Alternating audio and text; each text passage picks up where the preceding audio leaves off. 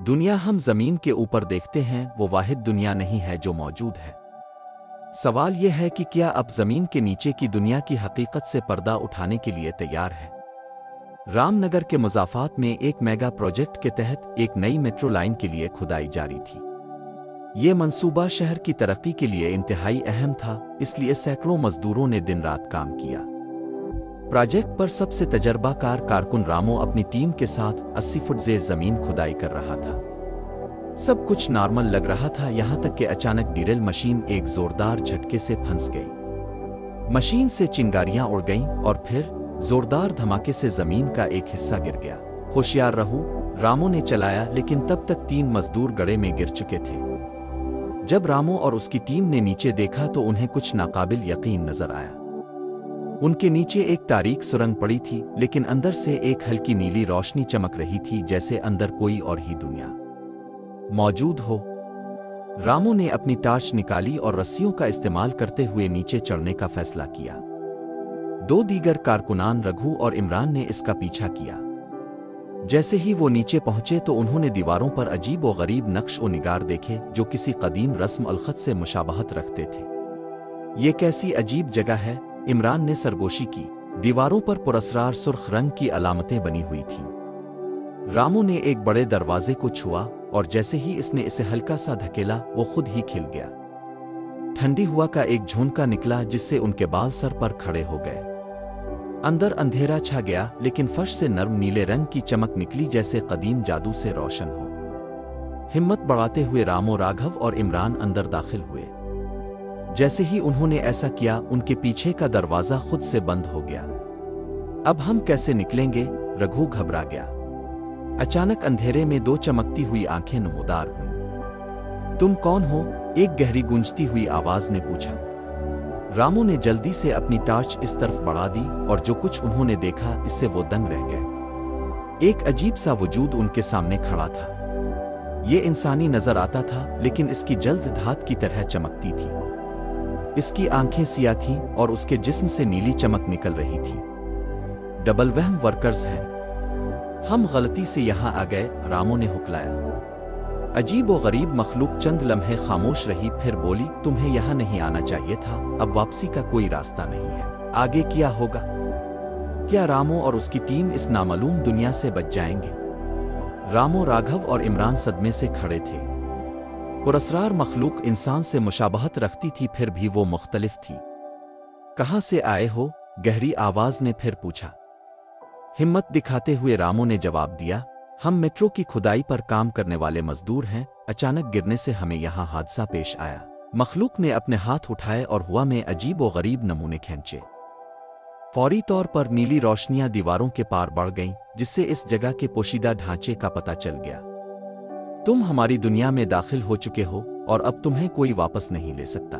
जैसे ही वो बोला, उनके पैरों तले की जमीन जोर से कांप गई। वो तवाजुन खो बैठे और गहरी सुरंग में जा गिरे। जब रामो, राघव और इमरान को होश आया तो उन्होंने खुद को शीशे के एक बड़े पिंजरे में फंसा हुआ पाया। सैकड़ों अजीब व गरीब मखलूक ने उन्हें घेर लिया। इसकी आंखें सुर्ख थीं और उसने बादशाह का लिबास पहना हुआ था। तुम इंसानों ने हमारी दुनिया पर दोबारा हमला करने की गलती की है, वो गुस्से से बोला। हिम्मत करके रामो ने इल्तिजा की, हम गलती से दाखिल हो गए हैं, हमें जाने दो। मखलूक ने एक गरजदार कहकहा लगाया। अब आपको कोई नहीं बचा सकता। हजारों साल पहले इंसानों ने हमें धोखा दिया और अब हम इंसानी दुनिया पर कब्जा कर लेंगे। अचानक एक बूढ़ा जानवर करीब आया। दूसरों के बरक्स ये मुख्तलिफ लग रहा था। अगर आप जिंदा रहना चाहते हैं तो गौर से सुनो, इसने सरगोशी की। इस शहर के नीचे एक खुफिया सुरंग है जो आपकी दुनिया से जुड़ती है, लेकिन कोई चीज इसके रास्ते की हिफाजत करती है जिससे बचना नामुमकिन है। ये क्या है? रामो ने बेचैनी से पूछा।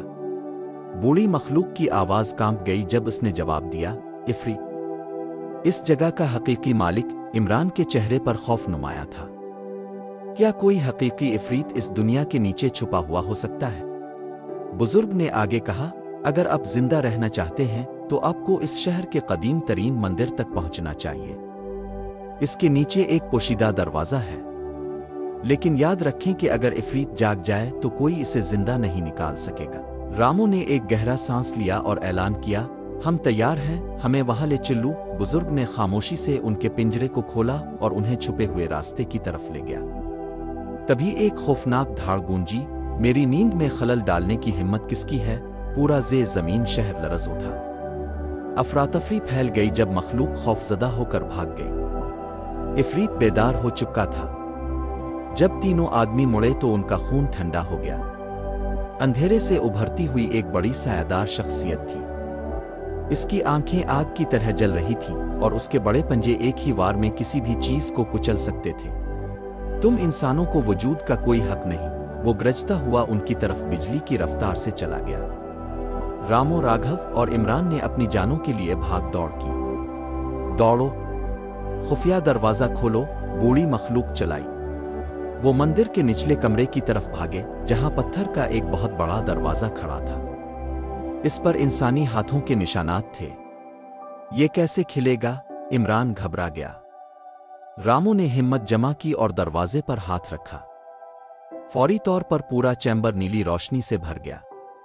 दरवाजा आहिस्ता आहिस्ता खिलने लगा, लेकिन इफरीत उनके बिल्कुल पीछे था। अगर दरवाजा बंद हो गया तो हम हमेशा के लिए यहां फंस जाएंगे, राघव चीखा। अपनी पूरी ताकत का इस्तेमाल करते हुए इन तीनों ने इफ्तिताह के जरिए छलांग लगाई। जिस लम्हे वो पार गए, जैसे ही पत्थर का दरवाजा उनके पीछे बंद हुआ, इस शैतानी वजूद को हमेशा के लिए अंदर से बंद कर दिया। रामो, राघव और इमरान थकन के आलम में गिर पड़े, सिर्फ इस बात का एहसास करने के लिए कि वो अपनी दुनिया में वापस नहीं आए हैं, बल्कि एक और असरार के खिलने के मुंतजिर हैं।